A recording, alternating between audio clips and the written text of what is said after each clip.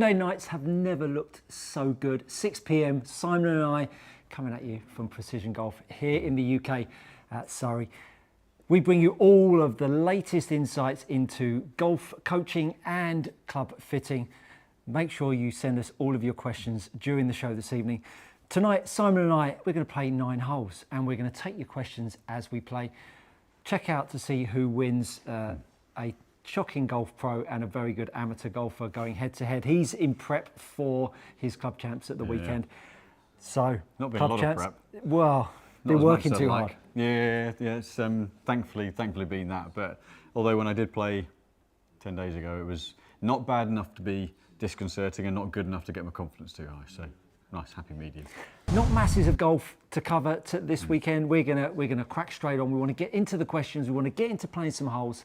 So we've got the iPads standing by. If you're new to the show, fire over a question. We will answer it as quickly as possible. We've got James on drums as per usual. We've got little young Barney, my 1-year-old Cocker Spaniel. He's going to be making an appearance. He's chomping at the bit, waggy tail, and asking for biscuits. Not now, Barney, later. So we're going to get cracking. We are playing the tournament course in Germany. Golf Club München-Eichenreit. Well, I have worked at this event a couple of times with young Mr. Doherty, so it's a bit of a beast. Oh, is it? Yeah, the 18th hole is not for the faint-hearted. He always good job we're not playing that one tonight, isn't it? Yeah, exactly. But good, front nine, yeah. Good, strong par 4 to start us off. 460 yards. Whose honour is it? Your honour, your honour. Yeah. Your honour, your honour. No warm up, no nothing. Listen, I get my excuses in. Get my retaliation in first. He's hitting balls all afternoon. So as per usual, we're taking your questions. We've got the iPad. Simon's going to tee it up. We've had a question quickly in from Chris Johnston. Hi fellas, I've a spare IBAN Izawa gold driver shaft. I was thinking of trying it in my G430 7 wood. What would you recommend I do, re tipping, etc. to suit? Thanks and keep up the great content. Thank you for the question. I mean, in principle, the tipping is as the head weight gets heavier, you shorten the parallel section of the tip to firm it up to counter for the head weight, and to firm it up for the higher loft to not overspin it. So that's the principle. In theory, people often talk about half an inch per club, but I probably would go an inch or so. You don't want to kill the tip of the shaft. The Asawa Gold has a relatively responsive tip section, but you don't want to lose that from that shaft. So I would say tip it an inch, inch and a half maximum. But if it's been a driver shaft, it could be too light for the fairway wood. So just bear in mind it might swing quite light. Fantastic. All right, let's see you fire one away. Right. Give us a like, give us a share, tell your friends we're here Monday nights. Well, even rhymes. Very good. I didn't want to go there with inadvertent, that, inadvertent poetry. Yeah, beautiful. Relentless I'll take drive. that for a that's an absolute stinker down the first. Straight Definitely down the hay diddle diddle. For those of you that are not aware, I've got a little spot on Sky Sports at the weekend, Saturday and Sunday, covering the John Deere Classic. Tune in, 6 p.m. Sky Sports. I'll be there. All right, let's see what we got.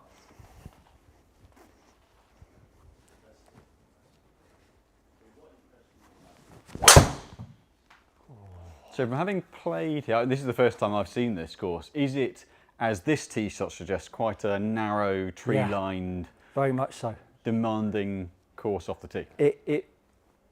There was always a lot of crosswinds. It's quite a strong start. Those bunkers really sort of stare at you off the tee, and then you've got a sort of a medium iron into the green.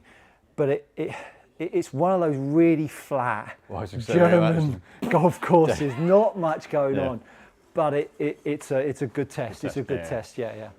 I'm up first. So next question is from Stu. Hi guys, what do you think would indicate someone who needs a heavy X-stiff shaft? Mizuno Optimizer, I have a swing speed of 85 miles an hour with a 7-iron, but my tempo is quick, hence the heavy X-stiff shaft. I would say just if you have a quick tempo, you don't necessarily, there used to be a convention, go heavy, it slows you down. That can be the worst thing you can do. Some players, so someone like Nick Price, very kind of sharp, quick change of direction, sometimes heavy throws your timing out. So I would say be very, very careful. Make sure you try a shaft before you install it, test it out. But it's an impossible question for me to answer. At 85 mile an hour, 7 iron speed, you wouldn't necessarily need an extra stiff shaft. So like, I'm a 91 mile an hour, 6 iron speed, and I play a soft step stiff. So don't just go on the flex. And just because you're fast tempo doesn't mean you need heavy. It can be the worst thing you can do. Very good. I'm going to go with a little Virginia in here. I've got a 6 iron. Well, it is Wimbledon week after all. Yeah, a little Virginia Wade down the left, drifter in. Oh, I quite like the look of that, Simon. I quite like the look of that. So will you, on like a pin on the right like this, so will you always try and play one from the middle of the green towards the pin? 100%. Always 100%. Play a shot shape rather than the stop shot? I've never been one to go straight at it. I always like to feel like I can move it left to right, right to left. Bit too much bat there for that. So I've got 170, so I'm going to say that's a 7 iron for me. It's a nice yardage that actually. Oh no, you know we've got Gary Satterfield on. Okay, Stu, here's the plan. We're going to mass produce the broom and sell autographed copies of the original. I put out a broom video, nice move there. A broom video a couple of days ago. Oh, is it drifting? Yeah, it felt a little right. It's a good club. Oh, okay. Short side. We both cardinal sin short siding ourselves. So it sounds like Gary is wants in on the broom autographed copies. All I want for my party is 75%. We're going to make millions. Okay, is that all? You just want a 75% cut? We can even go. We can even give Simon a cut. No problem. Oh, well, I'll happily take something for nothing. James, do you want it in? Two brooms. Two brooms for James. So Jeff Berger asked, what is the best method to utilise a shorter backswing without trying to compensate with any excessive hitting action? Make your right arm longer. Get yourself a TheraBand, wrap it around your neck, push your right arm out and grab the golf club, then make a backswing and feel like you stretch the TheraBand as much as you can in your backswing. Backswings go long because the right arm narrows, not because the left arm bends. Control the radius with your right arm and you'll never make a long backswing again in your life. Very good. Oh, it might chip shot. It's actually you, yeah. Oh, okay. I was expecting. You're only the 10 yards away. A little 10-yard chipperoo. So let's get on to the equipment we're going. Glenn 400. Hey guys, quick question. What reasons would you lean towards driving iron /3 iron over woods and hybrids? Really, a lot of it's ball flight based. If you want a lower, flatter ball flight, and some players are actually just better with the shorter shaft length you get on an iron than a wood. So, left it in the rough. There are a lot of players who are more comfortable with an iron, and that shorter shaft length just helps them get control over it. So I think if you're a strong iron player and you play a shorter, tighter course where you're just looking to keep it in play off the tee, that would be the best reason. You'd play a hybrid or a fairway to fly it higher, carry it further, land it softer on a bigger, wider course. Very good. Right, very good. 10 yards, longer shot, little. Make sure I've got my right. Feathery devery. This is 10 yards is not much past the screen, so. Oh, you've done the same. Oh no. Quite like that one. I know. It sounded beautiful. I feel slightly cheated for you. Okay.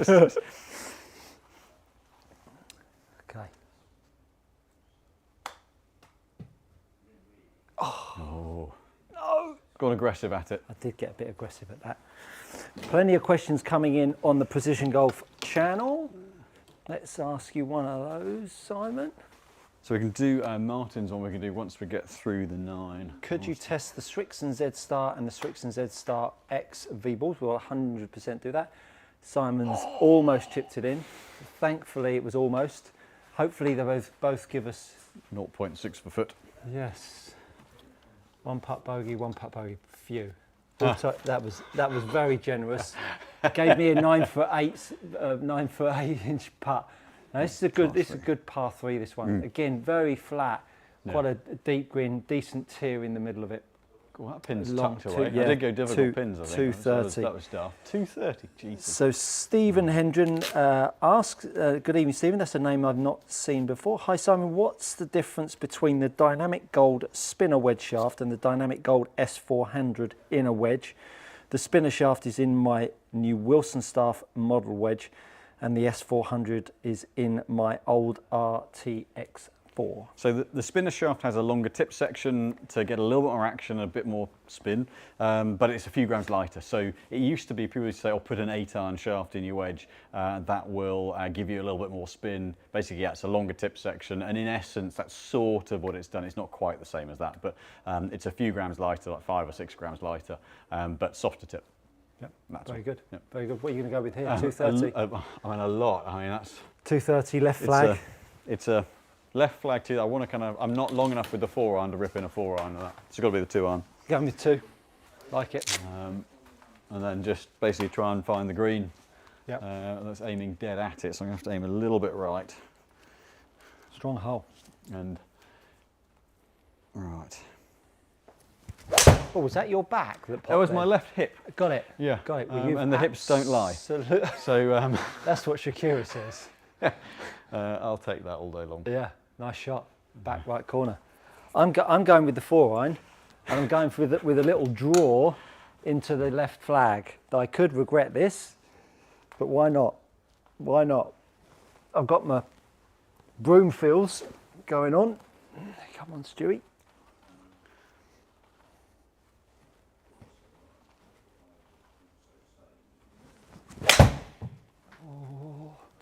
As that's flying, wending its way towards the putting surface.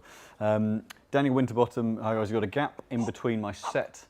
Ooh, very good. 45-degree pitch wedge and 50-degree Hang on a minute, forget the question. Let's talk about the 4-iron. I'll bet that to the middle of the green there. Do you think it's sensible to add a set gap wedge? I will, one, make sure the lofts are what they're meant to be. So it's quite often a 3-putt Oh, give me a 3 brutal. I like the 2-iron, so I'll live with that. Yeah. Make sure that they are what they're meant to be, because quite often a 50-degree wedge measures 51 when it comes and is new, and potentially the 45 wedge could be a degree strong. If you're a degree strong, degree weak, you're then 2 degrees more than it should be. So make sure they measure what they should be. But ultimately, yeah, the Vokey wedge will be slightly better for 3/4 shots and spinnier shots, and the set gap wedge should be a little bit stronger, but first step, just make sure the lofts are where they're meant to be. Well, 488, what have we got here? 488 par 4. Calling for a little Virginia again off the tee. Gosh, semi-blind as well. Yeah, semi-blind. Cabin crew, doors to manual and cross-check. Did you use all this language with Nick when you were on the bag telling him what shots to hit and all that stuff? Oh, no. It's okay, it's okay. The conversation that goes on between player and caddy is not to be repeated. Is it inane at the best of times? Yeah, it's not great. Okay. So we've got, where are we up to? Did we just do Daniel Winterbottom's? Yeah.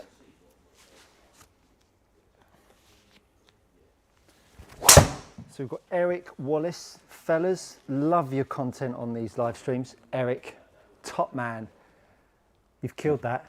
That's a nice, oh, don't go in the trap. Don't hop right into, oh, nice drive. Thank you very much. Yeah, you're on form tonight with the driver. Should Wallace, play thank less you so often, much. more often. Love your content. A very unique experience for us viewers. 2-part question for you guys, fitting and instruction.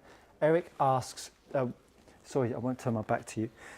Best stiff profile shaft that also helps with launch and drills for shallower driver and fairway wood swings. Not asking for much, Eric, are you? So over to you first. So, I mean, ultimately, Joking. best stiff. I mean, if you're looking for a bit of launch without the spin getting up, then I play in the Oban, the CT 115s that I'm using, and they help a bit with launch, but the flight's really stable.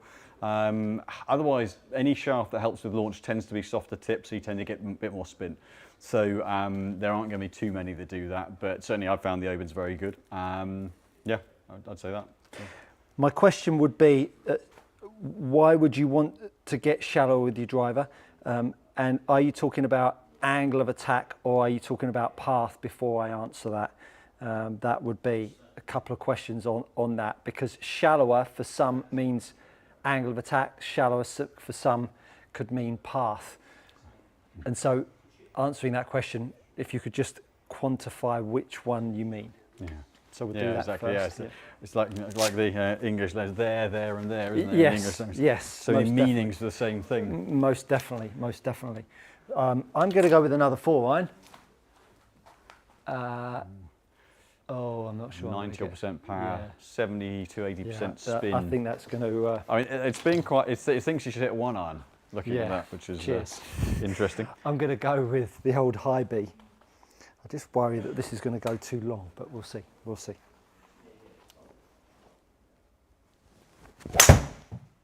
Look, there's a tree in the way as well. Look, Yeah. delicately swung. Look Oh. at that for line. It's a lovely shot. Oh, I mean, some would say that's the pro's miss because you can control it out the bunker. yeah, just flip her up and out. Flip her up We've and got out. 185 yards. Pin. God, they meant it when they said difficult pins. These are almost off the green. Right. So let's go on to Shane Delmo. Hi guys, Simon, can you please compare the BRNR mini driver and the Callaway mini driver with the heavy weights at the front and lofted down? We'll do that. I can't do the tailor-made one because the tailor-made one isn't a product we can currently get. There was a very limited run, so we don't hold product in the fitting bays that essentially isn't available. So we've got the Callaway one, but I haven't got the tailor-made to compare it with because there are none left at tailor-made. Okie dokie. Sorry, we can't help.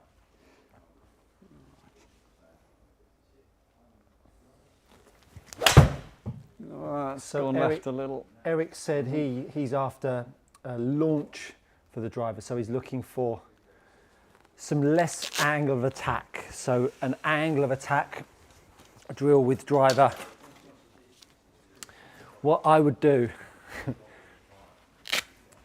is get yourself one of your wife's hairbands or your girlfriend's or boyfriend's and tie it around your leg.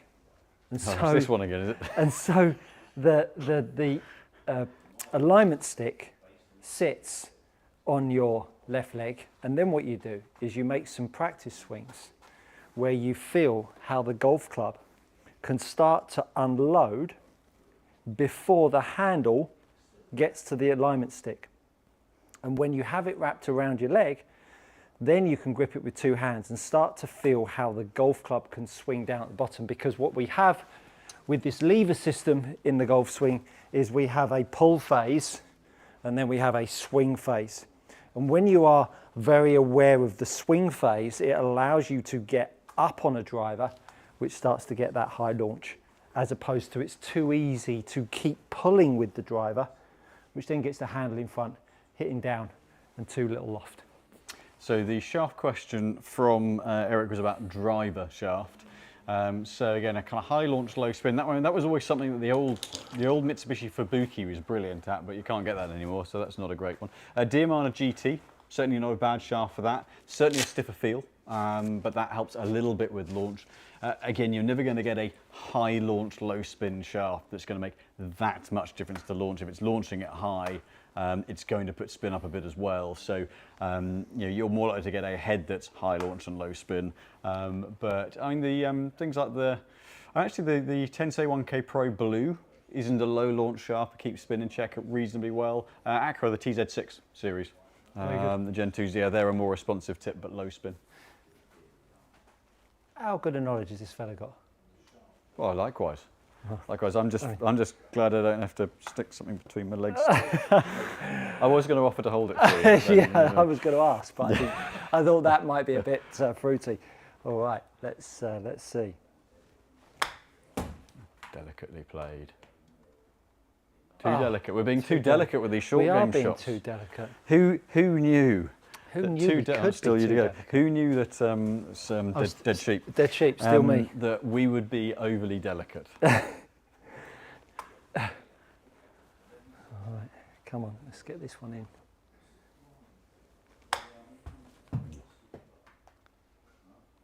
Good. Sit.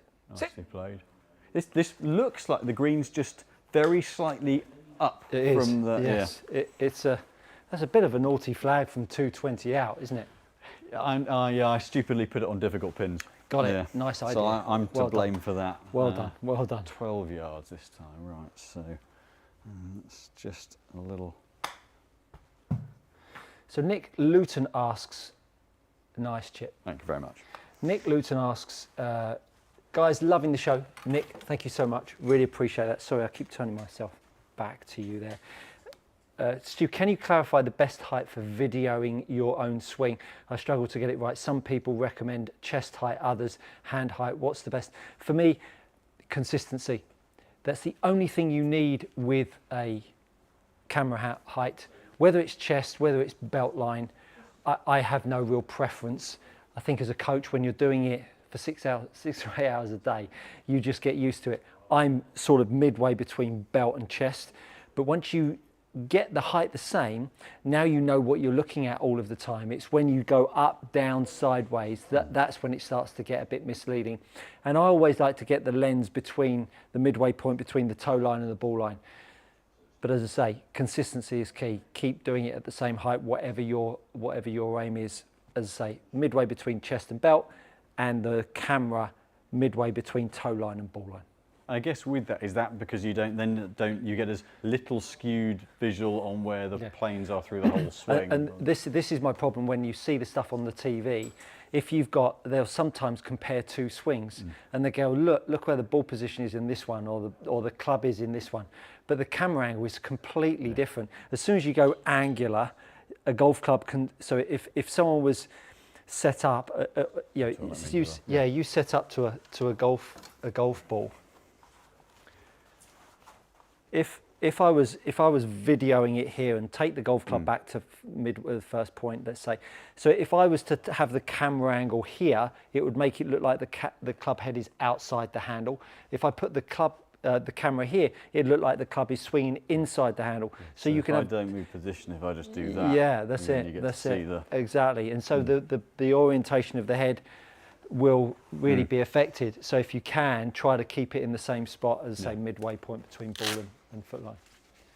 So we're right. Oh, did that just give me a double? Yeah, two putted you. Oh, one back. Yeah. So we got two. Actually, no, that's 288 to run out. I'm gonna 3 wood.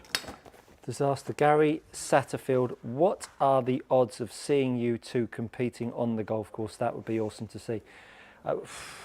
We'd have to have drones, we'd have to have camera crews. Not out the question. FedEx Cup. I mean, it'd be the cost. Yeah, I mean, Sky would have to alter their schedule, wouldn't they? I mean, they would. They'd have to shut down Sky HQ.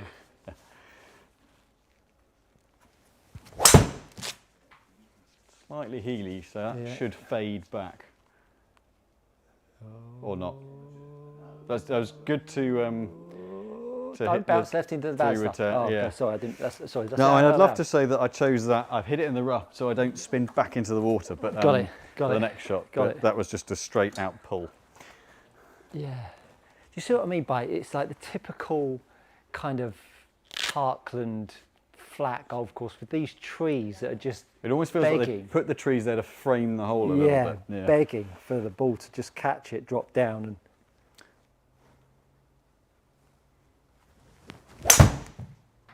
Yeah, because I had the 2-iron out to start with, and then put it away, and I should have kept it. Oh, that's not good.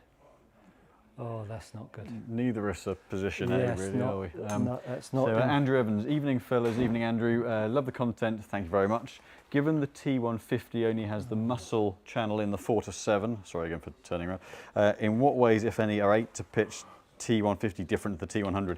So they are engineered to be stronger lofts. So you keep the strong loft, you keep the bounce, and the weight bar across the back. There are fractional differences in them, but ultimately, pitch 8 and 9. There's not an awful lot, but they are just engineered with stronger lofts. Well, it looks like a bit of a fade around the trees here, Simon. Let's hope. I'm not particularly fussed on this shot, but where there's a will, and there is a will, there's a way.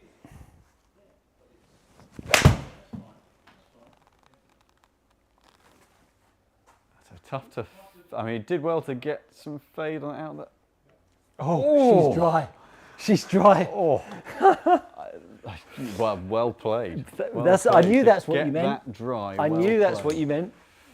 Right, so 150, 90%, 160. Oh, so nastiness, I'm nastiness. Gonna, right, Tom Prime, how do you for a stop 99. taking the club inside on the backswing? I can do that in a moment when we come back onto the mat. Right, No so problem. This is just hoof a 9 iron and hope. And aim a little bit right for safety. Oh, I've trunked it. Drop kicked it. Oh. Yeah. No. You went in the pond. I tried too hard at that one. So just giving you some insight in how you don't take the golf club away on the inside. The big misconception is that golfers try to push the handle away to try to stop the club from swinging inside. It's the worst thing you can do, because the more you push the left arm away, the more the handle swings in. Grab the golf club in your right hand, cradle it with your fingers and pop your left thumb at the top. Now what you want to do is make the left thumb stay on top of the golf club, and all of a sudden my left arm tracks inside as it should do, and now you can see how the golf club head stays out in front. So all of a sudden the pressure points, pressure down with the left hand, pull up with the right hand, all of a sudden we'll start to get the handle to swing in and allow the club head to stay out. The more you push the handle out, the more the head will swing in. I'll just Peter Cantor, my guys watching whilst polishing my trophies. They did well at the weekend. I know he by all did. accounts, I know very he did. well. What is my view on the lab putting technology? Not cheap, but have you seen people benefiting? So the lab putters are the ones that are torque balanced, so they're designed to have no gearing around the shaft. On quick greens, they can work very well. The bit where some players will struggle is there's nothing to feel from a face point of view. So where they're good is for holding out, shorter range, but where they fall down a bit is for longer range. And if a player puts any rotational force on the putter, so I putt with a little bit of lead lag and a bit of vertical release, there's nothing to actually gauge that timing from and say get a feel for that open and shut in the stroke. So it forces you to have to putt a certain way, which not everyone does. So it is not a one size fits all. If you're trying to take any variable out of the putting stroke, then it does give you that as an option. But if you are on slower greens, then that's where they can fall down on longer range putts, because there's very hard to get the momentum going and to feel the distance control. Very good. But for holding out, I've definitely seen people benefit holding out with them. So I've had to go action replay on that, because otherwise I was dropping it in the trees. Got it. So Got it. Small ball before big ball this time, please, Simon.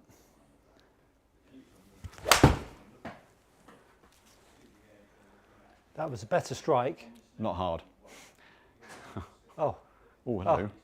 Oh, up and down. Well, let's hope it doesn't give you a one putt. Let's hope it doesn't give you a one putt. Let's hope I chip mine in. Only there are replays. Oh, that's quite tough for you, isn't it? Oh, that doesn't look good, does it? Well, I'm just going to hit it. I mean, I can see. It's 14 yards. Yeah, I can see where I'm going. Yeah.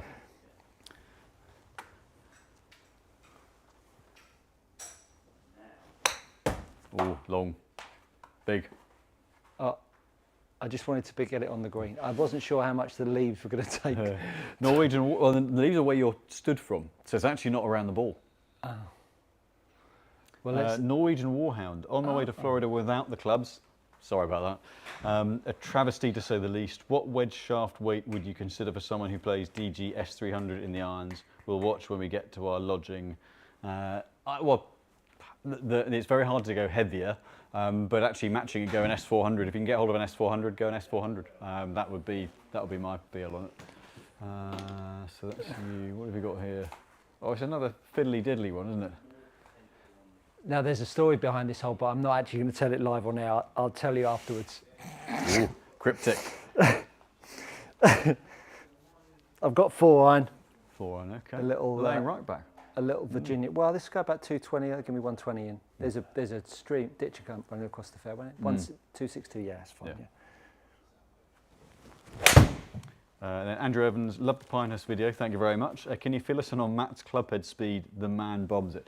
That he certainly does. Play it to the middle, the narrowest bit of the fairway. Good That's what I skills. do. That's what I do. Matt's driver speed I have seen his driver speed get to 140 before. But generally his playing speed is high 120s, around 130, which is beastly. Dave Ford asked, what is my trigger? My trigger is pushing off with my right foot in my takeaway and pushing down and lifting up. Push down with my left hand, up with my right hand. And I do all of those three things together. So right foot push, left hand down, right hand up. That is my trigger. Is it just going to hang on? Is that going to hold on? No, but it's all right, it's far enough up to be. Again, takes the spin off. Of course. If only I was Faldo-like on the 18th at the Ryder Cup. If only I was Faldo-like in my accuracy to hit the semi-rough. These flag sticks are not particularly nice. Yeah, Simon. I'm not going difficult pins ever again. No. 130, got a little wedge. Going to hit a little Virginia in there again, seeing as it's a back right flag.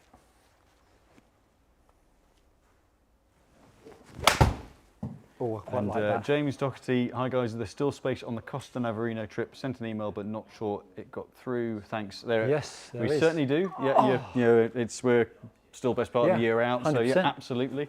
Look forward to seeing you. Stuart at precisiongolf.co.uk. James.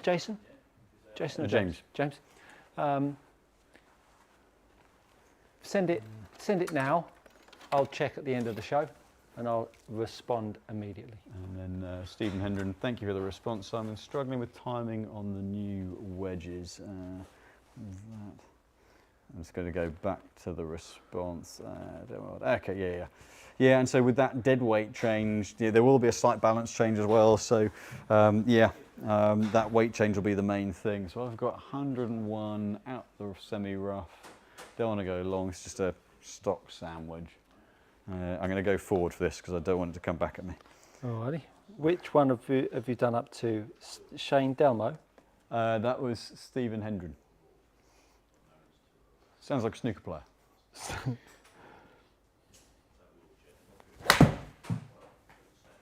Oh, right. So Stu, is light angle changes in a fitting purely for start direction, or do you use it for anything else? Well, I mean, squareness of hit. So if the lie angle's noticeably off, then I'll come closer to one of the cameras to this. I'll grab a ball. So if the lie angle's perfectly flat, then the ball can centre out and it can get contact right down the bottom of the face. If it's off by a lot, then you only got a small portion of the face to get contact with, whether it's heel or toe. So actually you're tending your strike point either kind of toe side or heel side. So you're giving yourself the best chance of getting a squarer, to getting the right height of contact on the club head as well. So it does serve the purpose of start line, but it also serves the purpose of getting a strike high enough on the face to get the most efficient contact and ball speed as well. Very good. All right, need a good chip here. Can't be dropping another shot.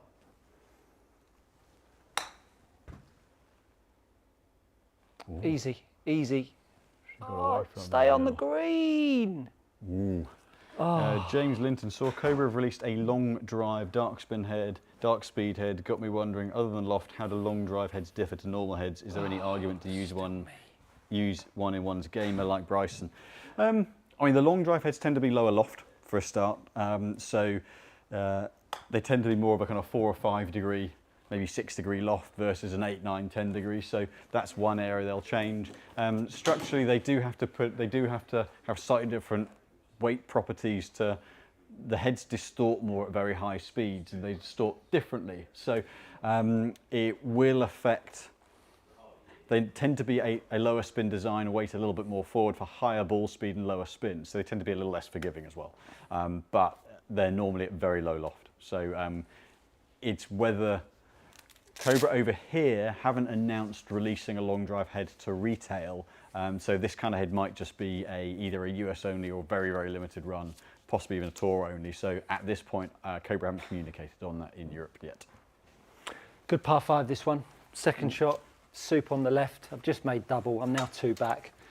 Head is in the bin. Head is in the bed. And David Bass, hi guys, using the broom, can you show how you would set up for a driver swing, assuming the centre of the broom head is the club face? So all you need to do is put the left hand end of the broom to the ball. That's it. And then just take your normal setup.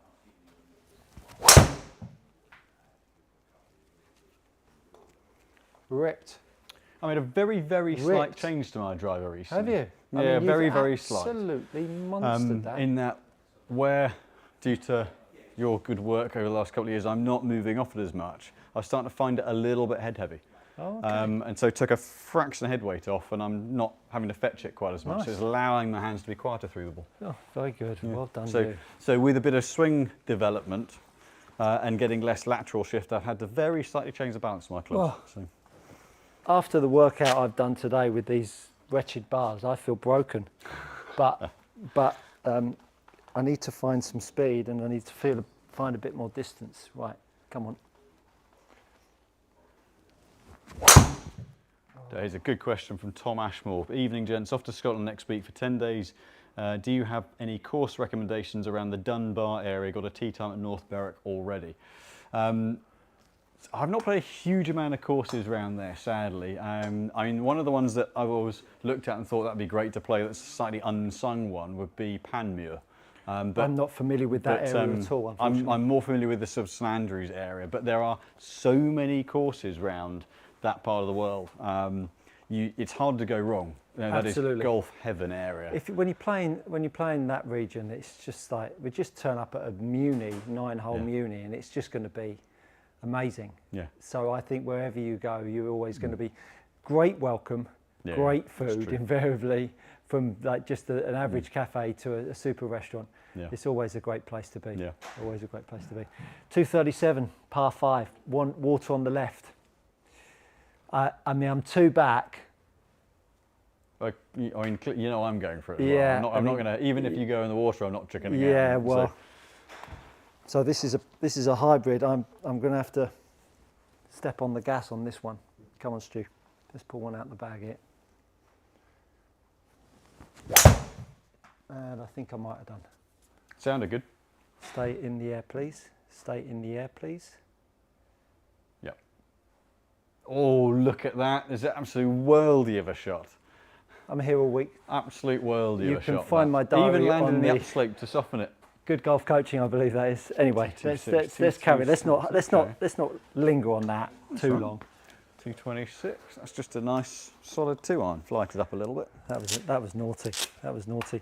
Saw the follow-up comment to the wedge loft question about the pitch wedge and the gap wedge, and I think had the lofts checked. So sometimes into the Vokey, depends on what shaft's in your irons. The Vokey shaft's 130, 135 gram shaft. So if there's a significant change in shaft weight, that could restrict speed for the gap wedge as well. But by the sounds of it, it may just be a case of narrowing the lofts a little bit or going to the set gap wedge, which in theory should give a couple more yards. Innocent Zone Ches, greetings from DC, guys. Thanks for the amazing content. You welcome. Are super welcome. Nice to have you back in this evening. If you are new to the channel, did you mean to get the ground before the ball on that one? Oh, there was no ground before ball on that one. Oh, was there not? No. It sounded. You see, that's just fading into the flag. Oh, yeah, that's quite nice. Yeah, that's quite nice. I don't think it's as close as my one. It isn't, but in retaliation, I'll take that one. It's a beautiful shot. It's a beautiful shot. I hope it gives you a 3-putt and me a 1-putt. You're only kind of yeah, 4 foot closer. I think we'd take both of those two. Yeah, they were pretty tasty to me. I was 4 foot closer from further away, but we won't linger on that. He's not competitive what's the at score all. on the board at the moment? moment? I'm 2 down. I'm two shots more than you. 270. That's an awkward yardage, isn't it? That's just a 3-wood. So I have a slight issue with courses like this. So it's a 445 yard par 4, yeah, you can't. and there's a ditch across at 300 yeah. and rough stopping. So you can't hit drive. It's not giving you an option unless you're Rory McIlroy and can fly it all the way over that. Yeah. So you're full, and then there's a tuck back left pin because I picked a stupid pin position. What's the one thing you've learned about golf? It's not fair. Nobody cares. No. But I'm very fortunate I have a soapbox to whinge on every Monday evening. Dave Ford goes on to ask, all hands and feet stew, no core action. Absolutely not, Dave, no core action. Core fires up without needing to fire it up. It activates. It is an integrator. Yep. It is not necessary to activate. Lovely. Lovely shot there, Thank sir. you very much. Lovely shot. A little bit of a Virginia down here. Oh. Shane, what I'll do, you asked about comparing the 11.5 to 13.5. We're on hole 7 now. We'll get through these, and then what I'll do is I'll grab the heads, and once we finish this, I'll then do a comparison on that for you between the two different lofts. Oh no, I've got 200 out the trap. That's not good Under news. the lip, out the trap. Oh, this is like Sevi at PGA National all over again, isn't it? This is not good news. The greatest shot never seen. This is this is not good news. 5 iron, 202. Ah, you've got the talent to do this. I've got that. I've got that. Come on, Stu.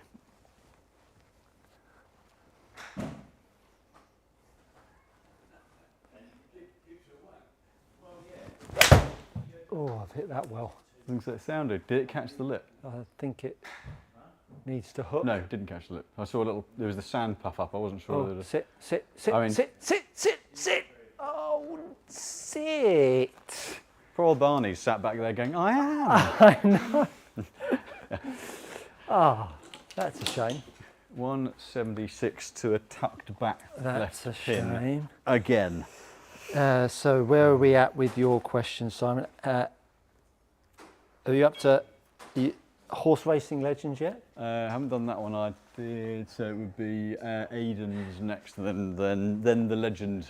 Do T150s and ZX7s have similar sole widths if combining the 4.5 in the T200s with the T156 to pitching wedge? Is there much difference in the soles? Good Sounds question. like a slightly mixed question though.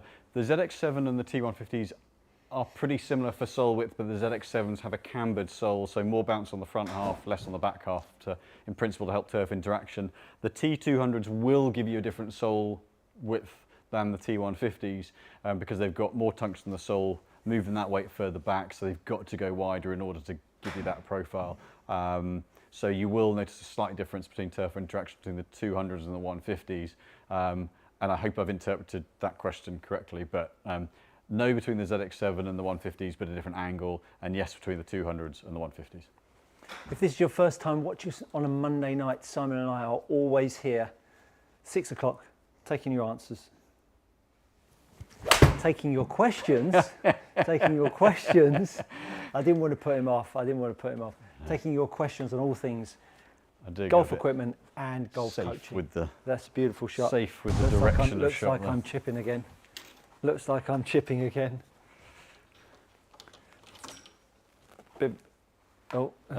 Horse racing legends, Tom Ashmore, the Dalmahoy courses are sensibly priced. Yeah, there you go. Very good. That was a Dalmahoy. That was a Solheim Cup venue, if I'm not mistaken. Please go in. Good run at it. Oh, don't. Is that going to make me want to chip it again? I've got a question from Aiden for you on this one. Should the left knee straighten to impact? Can too much flex in it be a bad thing, or does it not matter?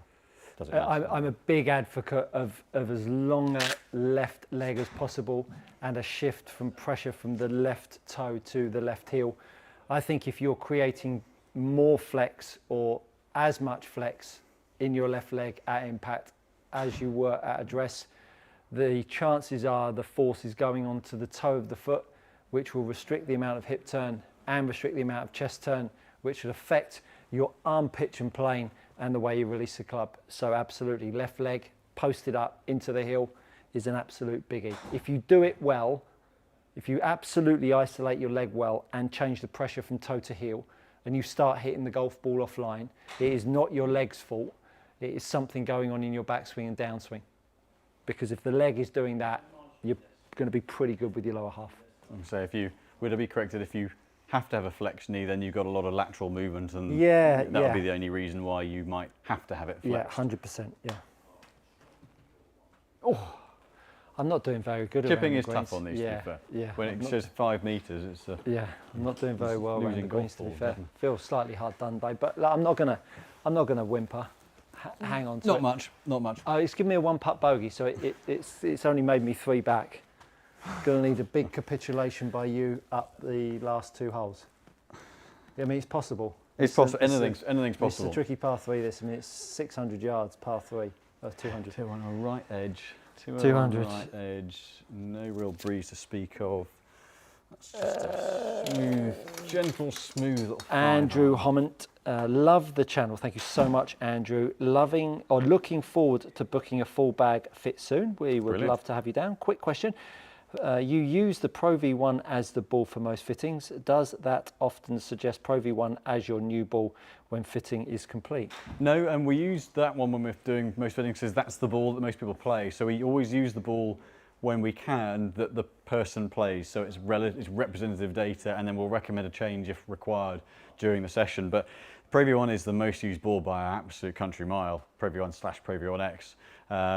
From a data point of view, they've got the RCT, the reflective core technology in them, so we get slightly more reliable spin data from those, but we've got TaylorMades dotted up here, Callaway, Strixons, so we'll always try and use the ball that the player uses themselves, but more people use a Pro V1 than anything else. So. Very good. David Sayers, same RE Costa Navarino, Stuart. Not sure. David will be a good tourist, that's for sure. Right, got it. Niels Axelson, what are the 2 to 3 most important popular fitted cavity, the most popular fitted cavity backs for faster swing speeds, 93 to 95 miles an hour for a 7-iron? Nice to see you, Niels. So I guess it depends how much of a cavity back. ZX7, certainly, that's really good. T150, those 2 have been very good for a bit of forgiveness without letting the ball flight get up. T150 has probably been the most popular head, I think, this year. I230, if you're looking for a bit more spin, that gives enough help without, none of these are cannons of heads, and that's one of the key things at the higher speed. So that's why I'd say those 3. Very good. Right. Smooth little 5-iron. Oh, nice strike. Did I open the face up a bit? Tad cutty. Yeah, see, I did myself in there because I aimed left, and the back of my head went, you're aiming left. And I went, I just hope you make 6 from there. thank you very much. Meme Pepe asks, hi guys, I have a problem with my yardages with my wedges. I currently carry a 130 metre with my 9-iron, but struggle to get a maximum of 80 metres with my 52-degree wedge. Can't seem to figure out, I mean, for me it would be, is the 52-degree wedge a specialist wedge compared to your 9-iron that's probably a cannon loft? Highly likely, yeah. That would Lofts more would be than the likely, first thing, yeah. that would be the biggest. So 9-irons, traditional lofted 9-iron, but I say traditional kind of blade style irons are going to be somewhere between 41 and 43 degrees loft. There are some 9-irons that come in at like 38. So depending on the model of head you've got, that can have a big impact on what lofts that 9-iron is meant to be a standard. Then are you going to as Stuart said, a specialist wedge, which will probably have a heavy shaft in. Again, some of the stock iron shafts, even steel in a lot of irons, are 95 grams, and then you get a 130 gram shaft in your specialist wedge. So there can be big gapping issues. And if you're at 52, that's actually relatively weak-ish for a gap wedge. 50's nearer where kind of standard would be for a lot now. So there are a few bits that go into the melting pot for all of that. Very good. Well, I'm going to play a little Virginia in there like you did.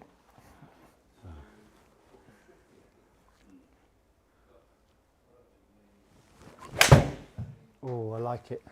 I like it. So Aidan asked, was I playing a heavier swing weight in the driver previously, and how much lighter did I go? Oh, don't. Must be wind. There's 0.0 mile an hour wind off the left. 0.9 mile an hour. That's pushed us both there. Yeah. So it was a little bit heavier. I literally took kind of 0.2, 0.3 of a, half a point absolute maximum, probably even 0.2, 0.3 of a swing weight point off. I'm very sensitive to that. If the club drops behind me at all, I then fetch it with my right hand and flip it left. So that's something for me with my action I have to be careful of. So it's still a relatively strong-ish swing weight. D3.2, I think it is now, instead of D3.6. But it doesn't take a lot for me to affect my release pattern. Like, well, fetch, if it goes behind my right hand, just catapults it. So Fires. 12 yards. Cheeky little flip up. Quite like the way I played that one. Oh, stop it. That is a man that's played a lot of simulator golf. Yeah, for the short game, yeah, it Yeah. is. Yeah, nice shot. It's Nice shot. tricky. Thank you very much. Nice shot.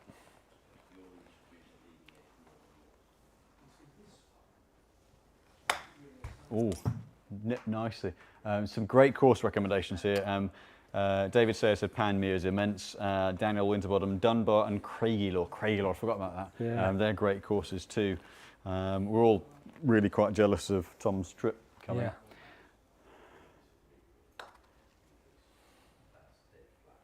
It's because he's looking for a bit of flight. Cause it's Of course it is. Yeah. Of course it is. And the other bit for Tom is that his partner plays as well. So, you know, it's not like he's got to sneak off and play golf. He can, you know, harsh. So that's why you take the pin out when you're putting. So yeah, so he's got the upside of enjoying all of his holiday with his partner on the golf course and off as well. So yeah, great to have a great time. This is a demolition job. This is a demolition job. Right, you need to make 10 up the last. He wanted 9 holes rather than 3. So Yeah, well, right, par 5. There's no ditch across the fairway on this one. We've got Brian Schultz. Is it true that you should play the heaviest shaft that you can handle? I'm looking between a Nippon Modus 105 KBS C-Taper Light for my new set of Wilson Dyna forged irons. Not always. There is a, excuse the pun, there is a balance between having enough. You've got to have enough weight to build speed with, but the moment you tip over into too heavy, then you're having to salvage it and it's going to throw your posture off. So ultimately, you're just playing with a weight that allows you to stay balanced and build speed, because then you're in control of the club head. But there are phrases like play the heaviest you can handle or play the lightest you can control. They're actually both relevant. If you're a more aggressive swinger, then the heavier weight in principle, as this is a very broad generalization, in principle then gives you a bit more to hit against and suits a more aggressive move. So if you're an aggressive style player, a hair stronger because you've then got something to hit against. If you're more of a tempo and a quieter, I guess, sort of technique, then the lighter weight's just easier to get the best out of. Very good. Right, let's give this the old heave-ho.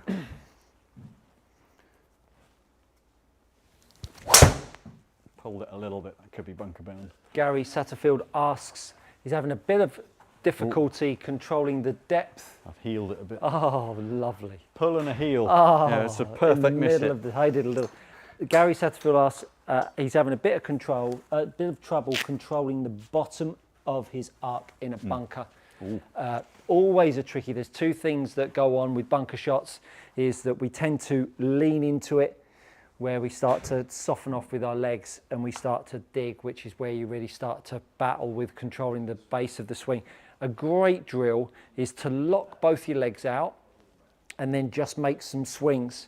And when you do that, when you lock both your legs out, just as a sensation, it will make you feel like the levers have to swing to get the ground or get the sand. And at that point, you then start to appreciate the height of your pelvis in bunker play is a real key component of feeling like you've got a stable base to allow the levers to swing. So do a couple of practice swings, legs locked out, allowing the levers to unload, and then put some flex back in. But as you then start swinging the golf club, just start to feel like you almost add a bit of straightness back in, and you'll start to feel the lever unload and your pelvis lift up, and then you should be skimming the top of the sand like Seve in his heyday. There's a great conversation between Brian McAllister and Tom Ashmore about Tom's trip, and Brian pointing out the Scottish Open's on at Renaissance, so that area will be busier, and Tom saying, yep, going there the first 5 days, then going nearest St Andrews. If you're nearest St Andrews, Ely, that's one of the oldest courses in the world. Great course. There's a submarine periscope as a viewpoint from the first by the first tee to the fairway, so that's a nice cheeky little feature. Only on a links course you're going to find stuff like that. Unfortunately, that's Avario. You've nuked that. Little draw down the middle there. I was pleased with I'm that. just going to. I'm going to need to. Well, this has died. I just need to plug that back in. Alrighty. Plug her away. Who's up next? Probably me. No, me. I've been shortest all night. Well, I'm gonna have to It's all that gym work you've been doing. You've knackered yourself out. Myself out. 2:45. I need to find a beagle here. Beagle. And even that's not going to do me any favours. I think I can get my hybrid there. Feels like all I've been playing all night is fades. Right flag again. Yeah, it's about one pace onto the green, isn't it? Yeah.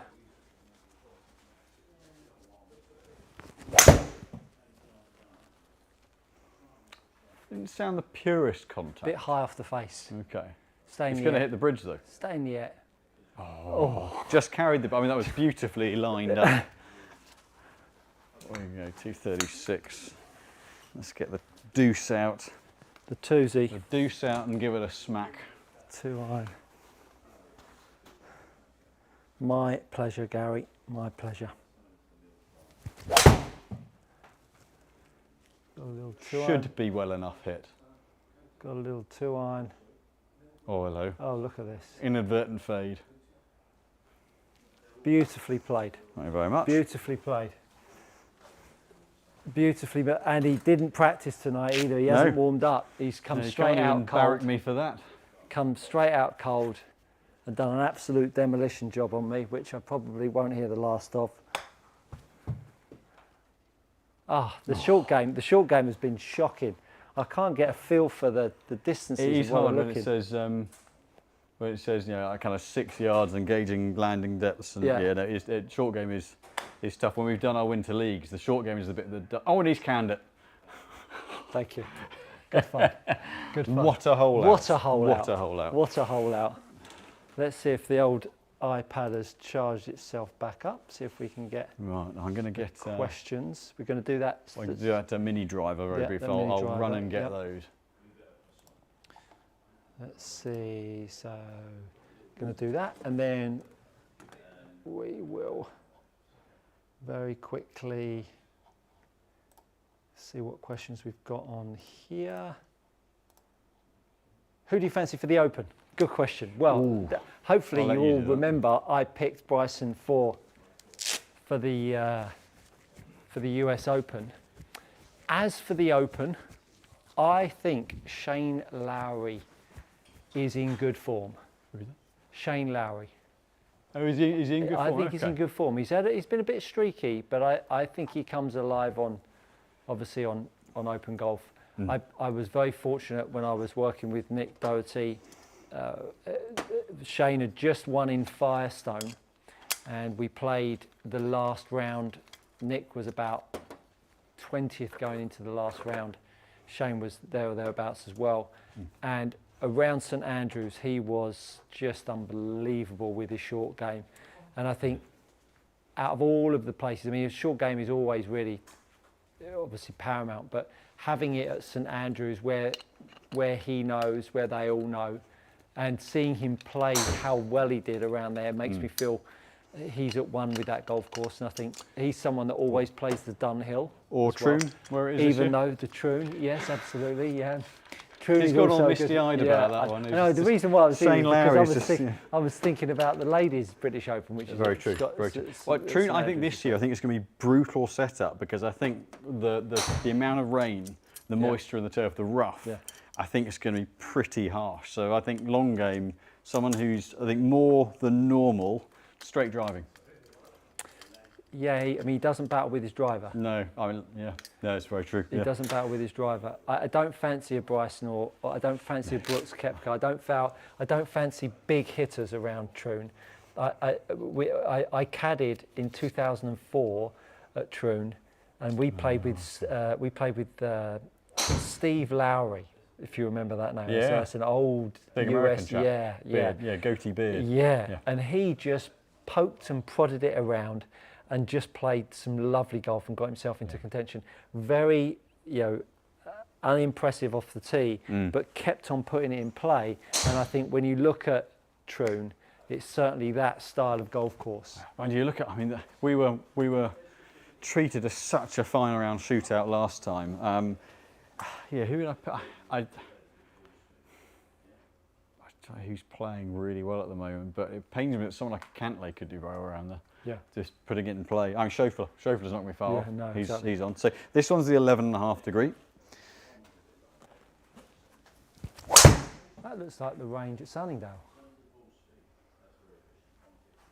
Yeah, there we go. So I fell off that one. That's not going to be overly representative. Innocent zone. Innocent asks, hi Stu, can you explain the reason for a soft leap to the right with driver, meaning it shoot straight and then bleeds to the right? Heel strike. Heel strike will be the first place to go to.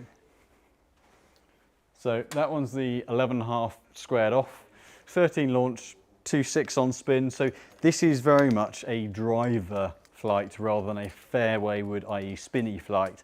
I think that's what they've got right with this head, is that they've made it, it's a teeing off club and it's for distance.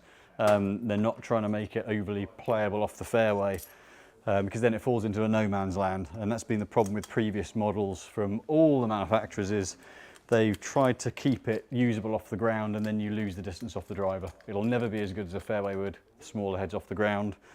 And if you try and make it playable off the ground, it's never as low spin as a driver. So, so the lower loft is quite a strong flight. Definitely suits being squeezed a little bit and played kind of more fairway wood-like in terms of delivery rather than hitting up on it heavily. If I go to the 13.5 degree head, these have the same, match the weights in the sole, so heavyweight forward on both of these.